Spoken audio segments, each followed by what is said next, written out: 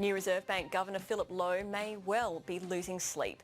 In its latest report on financial stability, the RBA highlighted concerns about household debt and the volatile mix of home lending to vulnerable households, which threatens to undermine the economy. At least the threat posed by softening jobs markets became slightly less acute as the latest job numbers displayed a degree of resilience. Here's finance correspondent Phil Lasker. Don't be fooled by a smiling Reserve Bank Governor Philip Lowe. The evolution of the RBA's thinking since the last half-yearly financial stability review has been profound. Last October, the RBA was sort of telling us they were not particularly worried about what was going on in housing. They weren't really worried about the state of household balance sheets, and clearly a lot has changed over the last 6 months. Like a surge in big city house prices, fuelled by what the RBA sees as low interest rates, riskier loans and property-friendly tax laws. Its half-yearly assessment of the financial system concluded that vulnerabilities related to household debt and the housing market have increased. What's more, 1 in 3 borrowers has limited or no repayment buffer, so if they were to lose their jobs, they'd only be able to make a single loan repayment at the most before defaulting.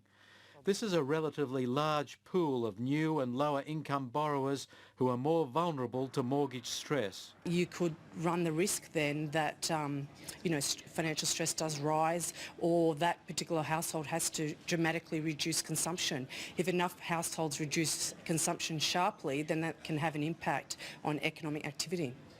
Rising house prices are also blamed for the build-up in household debt as people are encouraged to borrow more. Also worrying is the concentration of investment loans among highly indebted households, pumping up prices and increasing the risks of a big fall.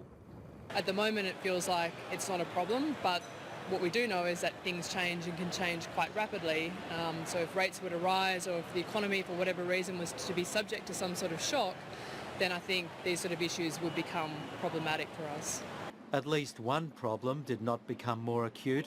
Unemployment stayed at 5.9% in March after more than 70,000 full-time jobs were created during the month. And the past 2 months looks even more impressive.